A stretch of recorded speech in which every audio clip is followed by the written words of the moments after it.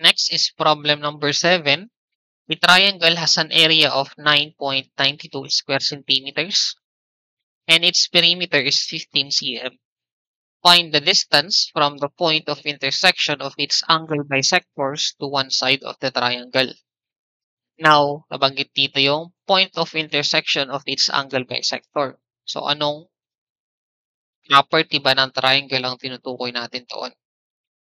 So, pag point of intersection ng ating angle bisectors, yan yung ating in-center. So, recall nyo na lang yung mga previous slides natin, no? Pero if we draw our triangle, let's say ito yung triangle natin. So, ang area niyan is 9.92. Ang perimeter niya is 15. Let's say ito is side A, side B, and side C. So, the area is 9.92 cm while the perimeter is 15 cm. This is square centimeter, no? Now, pag sinabing angle of intersection, or not, sorry, not angle of intersection. So, point of intersection of its angle bisectors, that's the in-center. So, yung in-center, basically, yun na din yung center ng ating largest circle that can fit inside our triangle. Drawing lang natin, para mas malocate natin siya ng maayos, i-drawing talaga natin yung ating angle bisectors. Medyo mahirap lang talaga mag-drawing.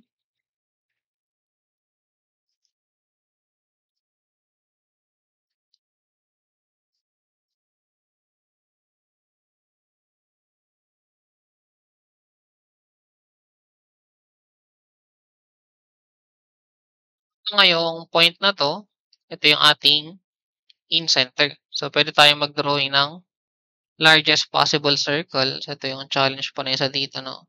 So, assume na lang natin na this is a perfect circle. So, siguro sa mga drawing nyo na lang, doon nyo na lang gandahan, no?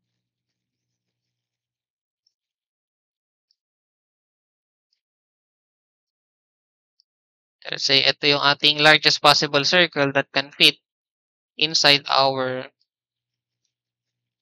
triangle. Ayan, medyo maayos naman kahit papano. So, ang tinutukoy na distance from the in-center papunta kay one side is ito yon. Ano yung distance na to? So, yung distance na yan, basically, yan yung tinatawag nating in radius. Take note, from in-center papunta dun sa isang side.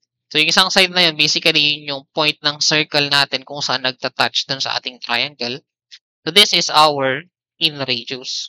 So, on all sides ng triangle, equal yan. So, pare-parehas na radius. So, regardless kung ano yung piliin yung side, that's still an in radius. Now, kung mababalikan natin, meron tayong formula ng area of a triangle given in radius and semi-perimeter. So, yung area, given na yan. Yung semi-perimeter, pwede natin siyang masolve actually. Galing dito. Take note, ang pangalan niya semi-perimeter. So, kalahati siya ng perimeter. So, ang hinahanap na distance, sabi natin, yun yung R. So, yung in radius R, pwede naman natin siya i-represent as area over semi-perimeter. So, yung ating S is kalahati ng perimeter. So, this is 7.5 cm. So, lagay lang natin dito, ang area is 9.92 cm squared divided by 7.5 na semi-perimeter. Therefore, yung ating in radius is equal to 1.323 cm. So, this is our answer for problem number 7.